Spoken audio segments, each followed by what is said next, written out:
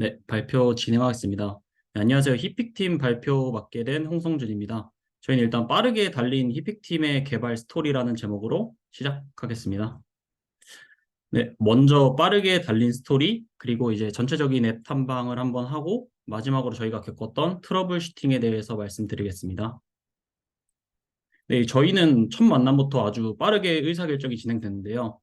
명확하게 언제부터 언제까지 무엇을 할 것이다라는 것을 확실하게 정하고 진행하니까 일정도 굉장히 빠르게 진행이 되었습니다. 개발 또한 빠르게 진행됐는데요. 서버는 일단 코드 작성 전에 인프라 구축을 먼저 진행했습니다. 배포 자동화가 되어야 이제 iOS 팀이 빠르게 테스트해 볼 수 있을 것이라고 생각했고, 배포 파이프라인을 만드는 것을 최우선으로 진행했습니다. 젠킨스랑 깃허브 액션 중에서 어떤 것을 선택할까 고민을 했었는데, 짧은 기간에 효율적으로 사용하기에는 러닝 커브가 비교적 가벼운 깃허브 액션을 선택했고요. 또한 환경 문제로 인해 발생하는 변수를 차단하기 위해서 도커를 사용했습니다. 머지된 코드를 이제 이미지화해서 올리고 서버 접속 후에 해당 이미지를 가져와 컨테이너에서 실행시키는 방식으로 배포를 수행했습니다. iOS는 이제 빠른 개발을 위해서 이제 립스 아키텍처랑 모듈화를 진행했는데 서버는 꽤나 이유 있던 선택 같았는데 이제 iOS는 약간 이유가 이해가 안 가는 의사결정 같아 보입니다. 어, 저희가 왜 이런 선택을 했는지 일단 저희는 빠른 앱 개발에 대해서 고민을 많이 했습니다. 일단 물리적으로 빨리 개발하는 것과 아니면 코드에 좀 확실함을 주는 것, 그리고 마지막으로는 사이드 이펙트를 주지 않는다 이렇게 세 가지를 생각했었는데 저희는 일단은 사이드 이펙트를 주지 않는 것을 중점적으로 하였습니다. 일단 사이드 이펙트를 주지 않는다는 것은 각 기능이 독립적으로 완전하게 독립적으로 존재할 수 있어야 된다 생각을 했고, 그리고 이 독립적으로 존재하는 것은 실행이 가능해야 한다고 생각을 했습니다. 그러기 위해서는 좀 전제 조건이 저희가 몇 개가 있다고 생각을 했었는데요. 일단은, 네. 그러기 위해서는 기능이 좀 느슨하게 연결되어 있어야 되고, 그리고, 그러니까 실행시킬 수 있는 것뿐만 아니라 이거 실행시키기 편리를 해야 그렇게 사용을 할 것이다 라고 생각을 했습니다. 그러한 이유로 저희는 립스와 트위스트를 활용을 했습니다. 일단 예시를 통해서 한번 설명드리겠습니다. 홈 화면을 일단 개발한다고 가정하겠습니다. 일단 홈 화면에 와야 되면은 이제 홈 화면 오기까지 저희는 뭐 로그인도 해야 되고 회원가입도 해야 되고 뭐 각종 권한이 필요한 이런 화면을 거쳐서 결국에는 홈 화면에 도달을 해야 되는데 어, 여기서 이제 홈 화면에 버그가 발생하게 됩니다. 그러면 이제 아주 위험한 것을 선택을 해야 되죠, 이제.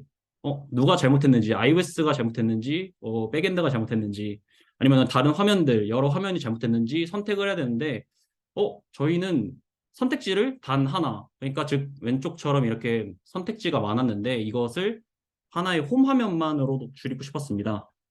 그러기 위해서는 저희는 데모 앱을 적극적으로 활용하기 시작했는데요.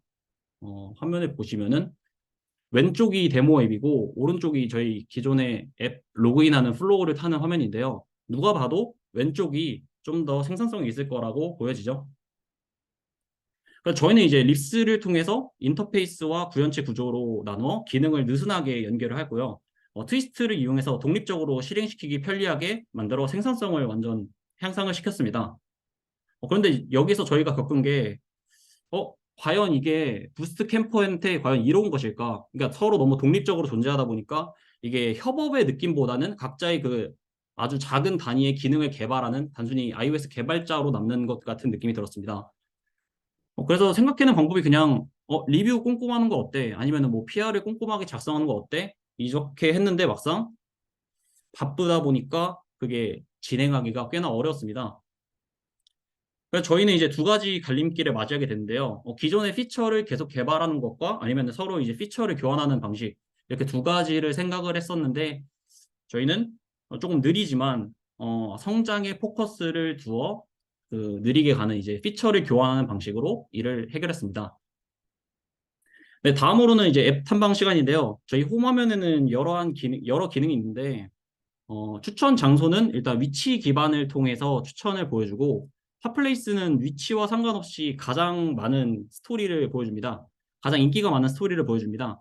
처음에는 그래서 좋아요랑 댓글 수만을 사용했지만, 이게 시간이 점점 지날수록 새롭게 작성된 스토리가 노출이 되지 않는 그런 현상을 파악을 했고, 즉 핫플레이스가 이제 갱신이 계속 안 되는 거죠. 좋아요랑 댓글이 계속 많은 게 최상단에 존재를 하다 보니까.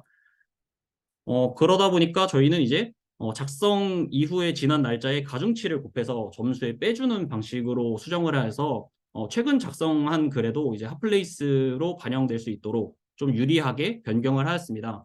또한 이제 핫플레이스는 모든 유저한테 공통으로 노출되는 정보여서 캐싱을 사용하면 효율적일 것이라 생각해서 타입 ORM의 캐싱 기능을 활용을 하였습니다.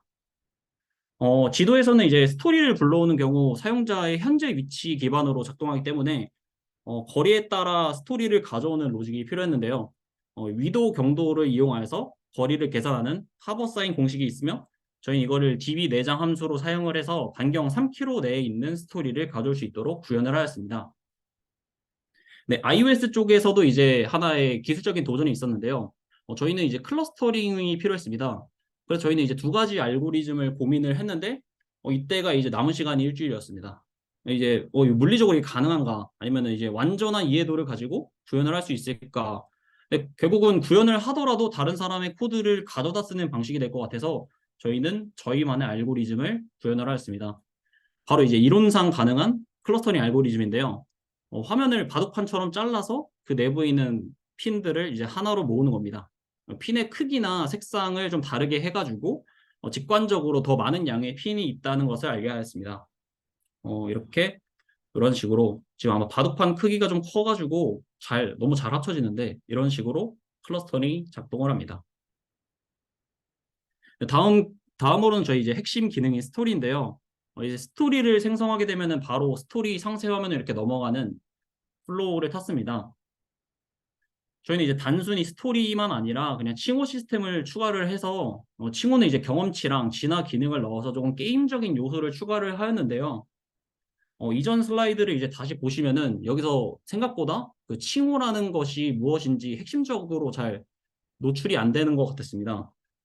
그래서 저희 팀은 이제 스토리 작성 시에 칭호가 성장하는 모습을 보여주어 게임적인 요소를 더욱 증폭시키고 동기부여를 주어 이것을 해결하였습니다. 네, 다음으로는 이제 검색입니다. 스토리와 유저를 검색하는데 저희는 트라이 구조를 사용했는데요. 단순히 DB의 like 구문을 사용해서 간단하게 해결할 수도 있었는데 연관 없는 모든 타이틀 정보를 확인해야 돼서 비효율적인 상황이 연출될 것이라고 생각을 했습니다. 반면에 이제 트라이 구조를 사용할 경우에는 검색어를 자소 단위로 분리한 후에 트리를 타고 내려가는 과정에 이제 조건을 만족하는 스토리가 존재하는지 여부를 빠르게 파악할 수 있어서 트라이 구조를 선택을 했고요. 트라이 노드 내부에는 이제 스토리와 유저의 고유 아이디를 저장하였습니다. 다음으로는 이제 연관 검색어인데요. 타이핑하는 것이 불편하다는 점과 많이 검색한 내용을 파악할 수 있다는 점에서 해당 기능을 추가를 하였는데요. 검색창을 통해 검색을 하면 이제 기록을 데이터베이스에 저장을 하고 있습니다. 자동 완성된 검색어는 이제 DB에서 가져오는 데이터에 해당하며 사용자들이 많이 검색한 내용일수록 자동 완성에 출력될 확률이 높아집니다. 이를 통해 트렌드를 파악하고 다른 사람들이 자주 찾는 정보가 무엇인지 파악하게 하면서 편의성을 높일 수 있을 거라 생각을 했습니다. 처음에는 트라이 구조를 기존처럼 그냥 nest.js 서버를 사용하려고 했었는데 최종적으로는 저희는 클라우드 서치 서버로 이전하게 되었는데요. 왜냐하면 이제 연관 검색어의 크기가 굉장히 커질 것이라고 판단했기 때문입니다. 즉 다양한 데이터가 빠른 속도로 쌓일 수 있을 거라고 판단하였고 트라이 구조를 생성하는데 굉장히 비대해질 것이라는 위험이 있다고 판단하였습니다. 따라서 해당 트라이 구조를 프로그램 서버 외에 다른 부분에 분리하는 것이 더 효율적이라고 판단을 하였고 엔클라우드의 클라우드 서치를 사용해서 해당 데이터를 분리하였습니다. 다음으로는 좋아요, 댓글에 대한 이야기입니다. SNS에서 이제 없어서는 안 될 기능이죠. 뭐 좋아요나 댓글을 작성하게 되면 이제 푸시 알림을 통해서 사용자에게 실시간으로 알려줘서 리텐션을 좀 높일 수 있지 않을까? 이런 생각을 했습니다. 이렇게 실시간을 통해서 사용자가 서비스와 연결되어 있다는 생각도 느낄 수 있어서 이탈을도 방지할 수 있을까? 방지할 수 있지 않을까? 이런 생각도 했고요. 저희의 푸시 서버는 이제 파이어베이스 클라우드 메시징 서비스를 사용했는데요. 먼저 푸시 서버를 저희 기존의 비즈니스 서버가 아닌 다른 푸시 서버로 따로 분리를 하였는데 비즈니스 서버는 현재 이미 복잡한 로직을 많이 처리하고 있고 푸시 알림에 대한 책임을 지기에는 비용이 꽤나 크다고 생각을 했습니다. 그래서 또한 이제 비즈니스 서버에 지장 가지 않기 위해서 푸시 서버를 분리를 했습니다. 이렇게 분리된 서버는 다른 복잡한 처리 과정이 필요하지 않아서 그냥 익스프레스를 사용을 했고요. 서버의 이제 흐름은 외부에서 요청이 들어오면은 태스크를 생성하고 생성된 태스크는 이제 불 메시지 큐가 제공하는 메시지 큐에 저장이 되고 해당 작업은 이제 큐 전략을 통해서 워커가 처리를 하게 됩니다.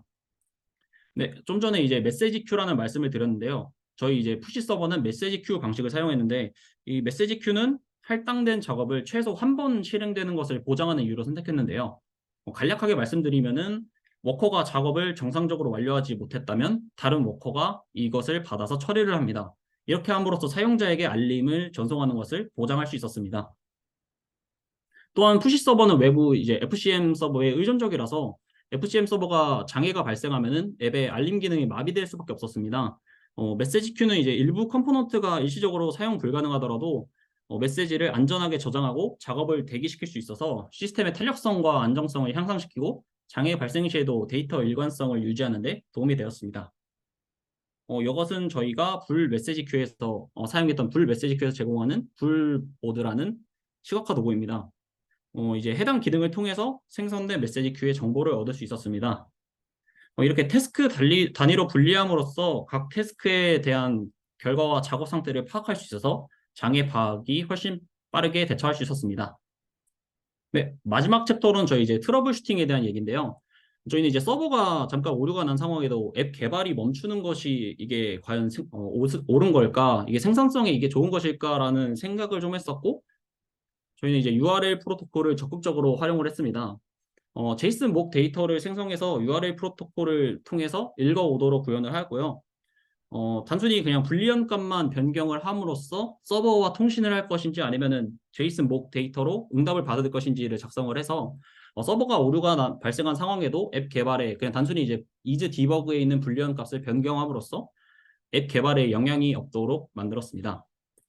네, 백엔드에서는 이제 레이지 로딩이랑 슬랙 로그에 대해서 말씀드리겠습니다. 예, 종종 개발을 하다 보니까 저희는 이제 혹시 서버가 죽었나요? 이런 얘기를 종종 했었습니다. 근데 알고 보니까 그냥 서버가 좀 느려가지고 발생했던 해프닝이었는데요. 저희는 이제 왜 느릴까 이런 고민을 했었는데 너무 많은 연관관계를 한 번에 로드하다 보니까 이게 응답이 너무 느리지 않을까라는 생각을 하게 되어서 이를 해결하던 방법 중에 레이지 로딩을 알게 되었습니다. 해당 사진은 저희 실제 ORM에 날아간 쿼리인데요. 해당 쿼리는 이제 유저에서 연관된 스토리를 불러오는 과정이었는데 유저에서 이제 스토리에 레이지 로딩을 걸지 않았다면은 기본 옵션에 이거 로딩이 옵션으로 적용돼서 조인 연산으로 하나의 쿼리로 한 번에 유저와 스토리를 모두 불러올 수 있었는데 레이지 로딩을 걸어서 2개 이상 쿼리가 날아간 것을 확인할 수 있습니다.